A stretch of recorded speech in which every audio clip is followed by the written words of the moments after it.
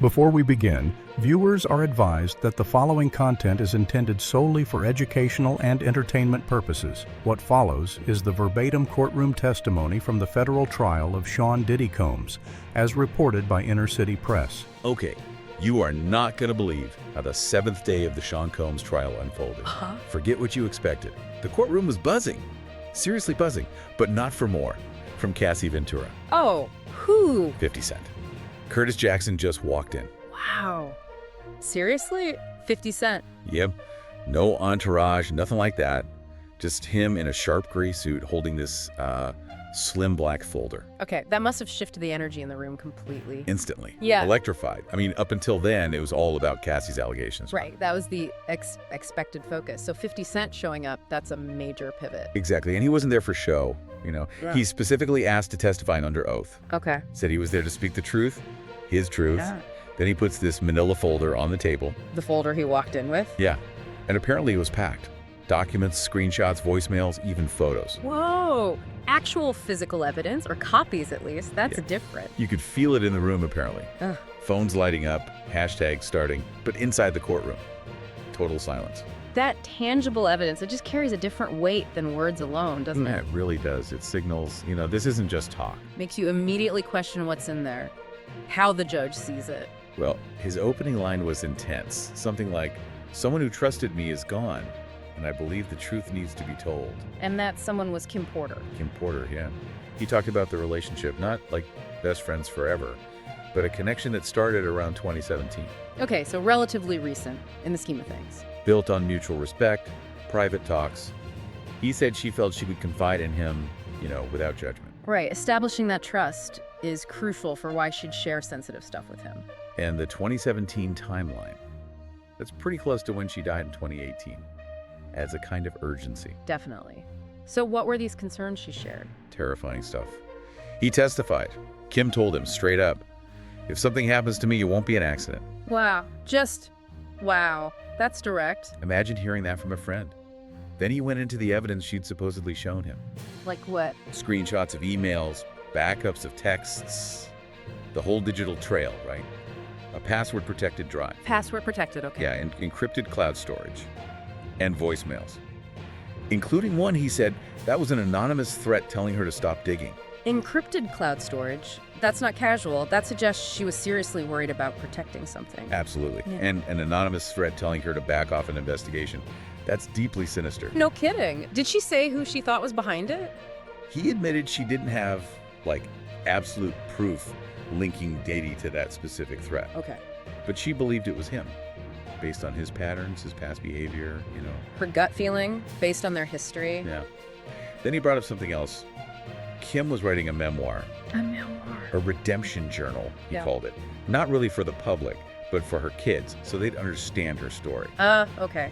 For her children. That makes sense. A way to control her own narrative. But she was afraid even writing it, Mm. living in fear because of this book. The fear associated with just telling her own story. That says a lot about what she thought the stakes were. He talked about her paranoia growing, feeling watched, thinking her phone was tapped, Mm-hmm.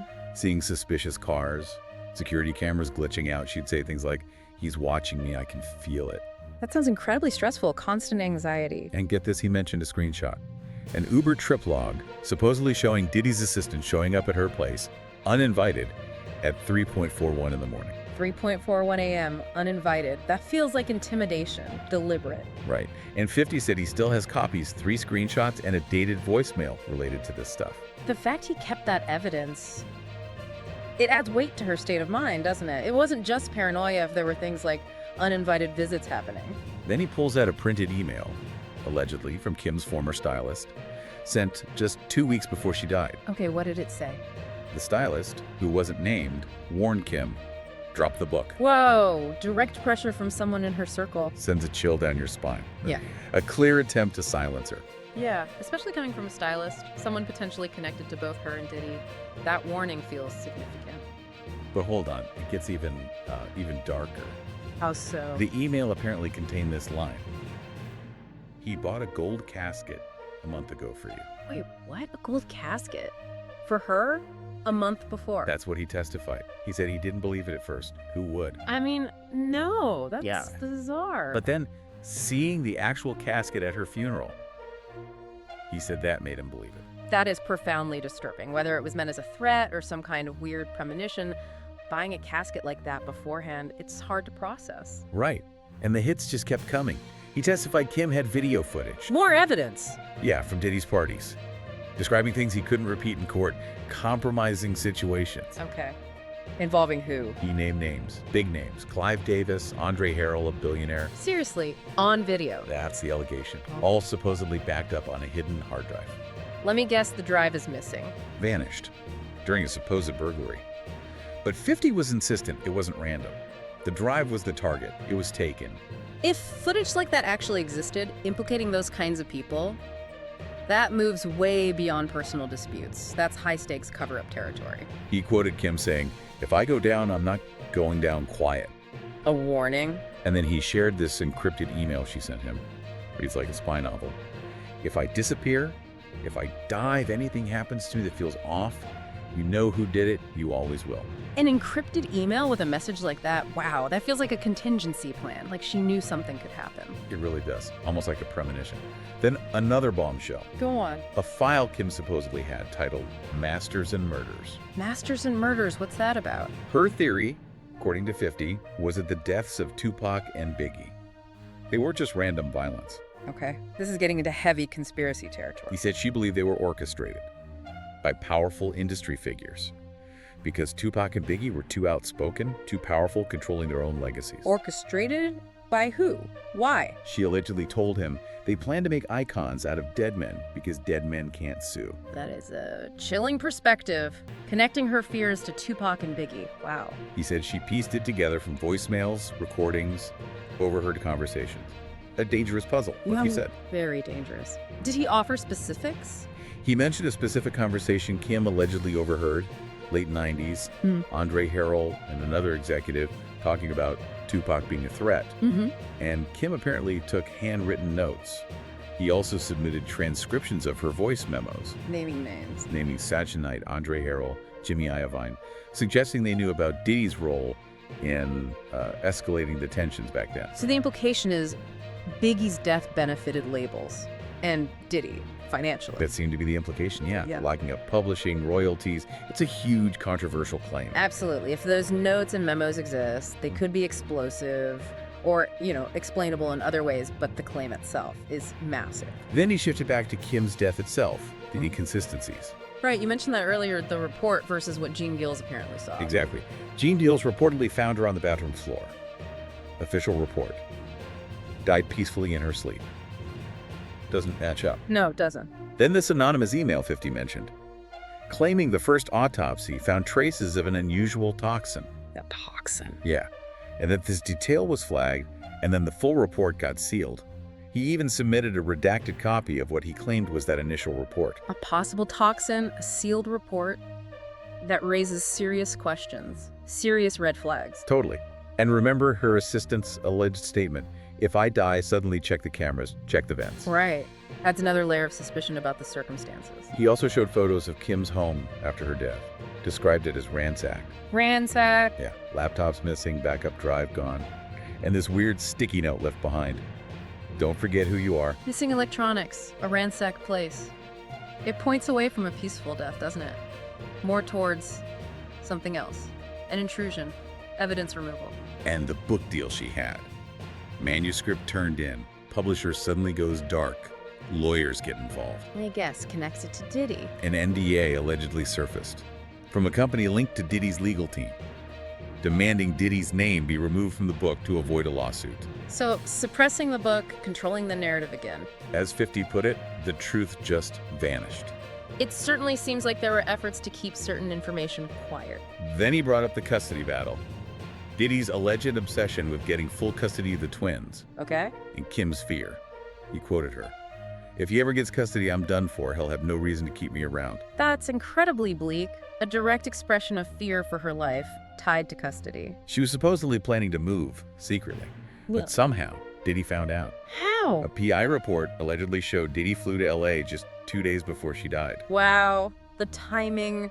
That's suspicious, to say the least. Needs context, but it stands out. And the day before she died, Diddy allegedly showed up at her house. uninvited again. Was this captured on, the missing security footage? Exactly. Supposedly caught on camera, but the footage is gone. And after that visit, Kim apparently went silent. Just stopped communicating. That's the picture painted. Yeah. 50 also shared a letter Kim wrote to her lawyer in 2018. What did it say? Detailed erratic behavior, violent threats from Diddy, Yeah. and her saying, "I'll never leave him without consequences." Documenting threats. That's important. And her final words he quoted about her daughters. Yeah. Just heartbreaking. "If anything happens to me, don't let him raise my girls." It paints a picture of real fear, doesn't it? Fear, alleged control, threats, and her desperate wish for her children's safety. Let's circle back to that missing footage for a second. Yeah. Because it seems critical. Yeah, the surveillance tapes, you said she had cameras inside and out. Yes. And she told 50 she had proof backed up in two places, the cloud and that physical hard drive that went missing. Right.